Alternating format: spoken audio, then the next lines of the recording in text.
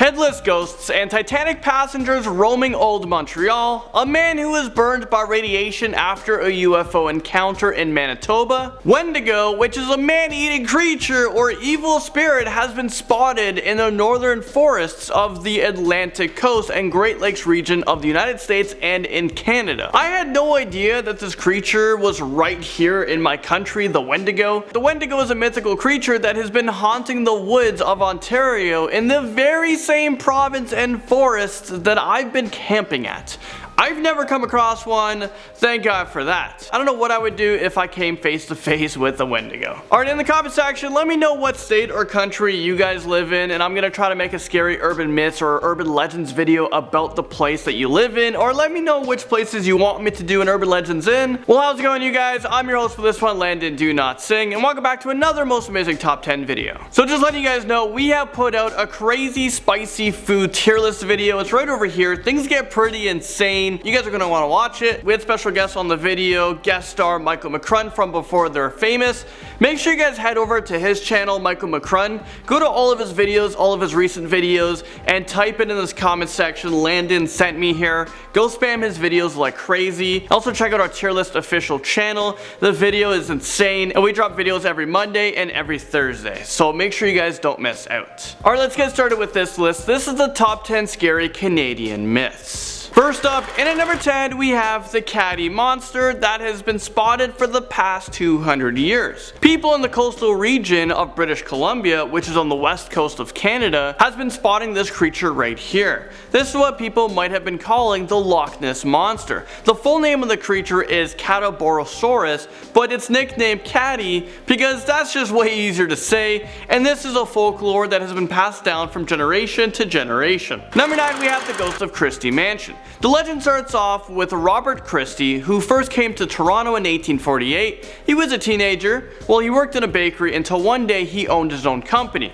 Mr. CHRISTIE, and he was known for his famous cookies, and in the 50s he opened up a factory like 5 minutes from where I live. It's pretty crazy to think about. I smell all those cookies, although just recently it shut down, so that amazing smell, yeah, also shut down. Well, there's a myth about his mistress. Robert set up a secret chamber in his mansion where his mistress lived there secretly. The room she was hiding in, or maybe forced to live in, was room 29. Well, one night she hung herself, so now the legend has it that if you enter room 29 all by yourself at nighttime, the door will swing shut on its own and you will be trapped inside of it forever, just like Robert CHRISTIE's mistress was. Next up, number 8, we have the THETIS lake monster that looks like this. This looks pretty similar to the Gill Man in the movie from the 50s. Well, this legendary creature was apparently spotted in Victoria, British Columbia. Two boys have claimed to see this monster emerge from the THETIS lake beach, and they described it as a creature with silvery scaly skin, sharp claws, and spikes on its head. This was reported back in 1972, and it actually made it into the newspaper right on the front of it. Police also investigated this claim, but there was no evidence found. There were also these two boys fishing on the opposite side of the lake who have also claimed to have seen the monster.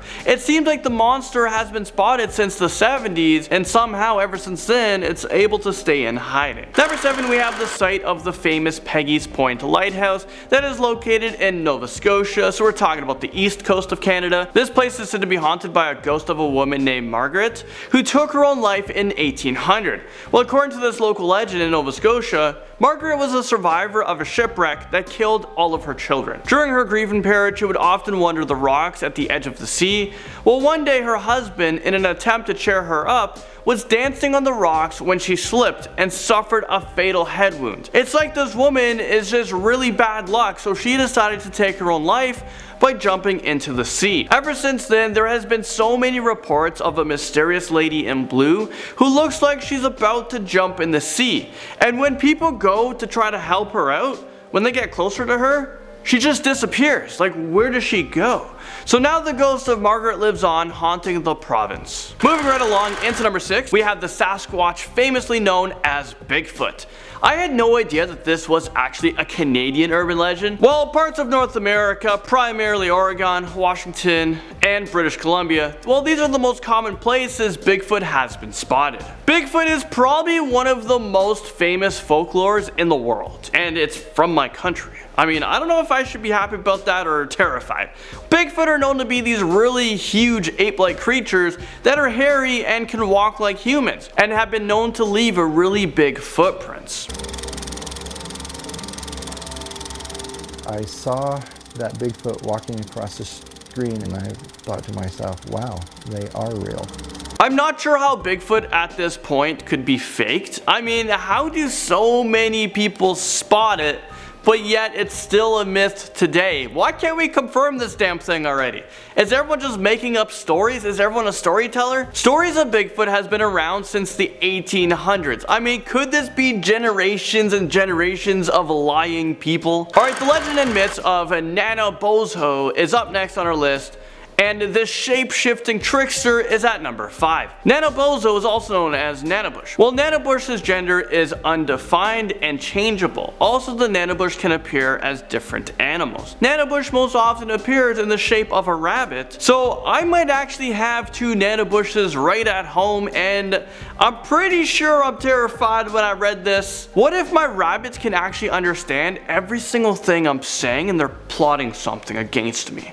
And they're just being patiently, because I've had them for like 4 years and nothing's happened yet. Well, the Nanobush myth is often told as children's stories. Moving into number 4, okay, so apparently people actually believe that Ontario and Area 51 have a lot in common when it comes to aliens and theories around them. It is rumored that in Mississauga, the Lakeview hydroelectric power plant might be hiding aliens because people have seen multiple UFO sightings. At nighttime, people have seen orbs of light coming out of the building.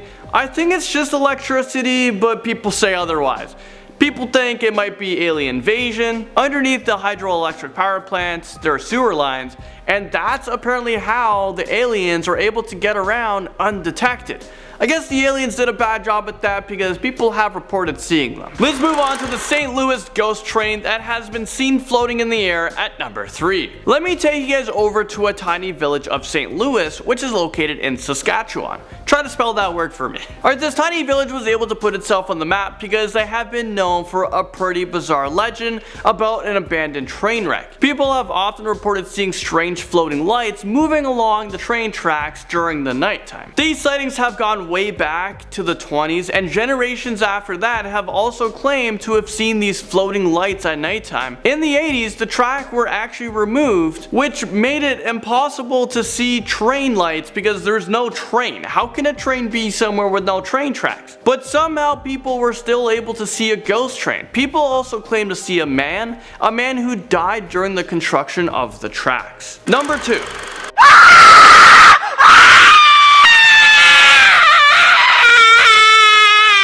Okay, sorry, that actually freaked me out as well, but we're gonna be talking about the spirit of a girl who haunted the Screaming Tunnels. The tunnel is known as the Screaming Tunnel or Blue Ghost Tunnel. I call it Never Enter Tunnel. It was built in the early 1900s. It was used as a pathway for farmers to use. Well, there is a story about how the tunnel caught fire when a girl was inside of it. The girl ran screaming from the fire trying to get away, but she was burned to death.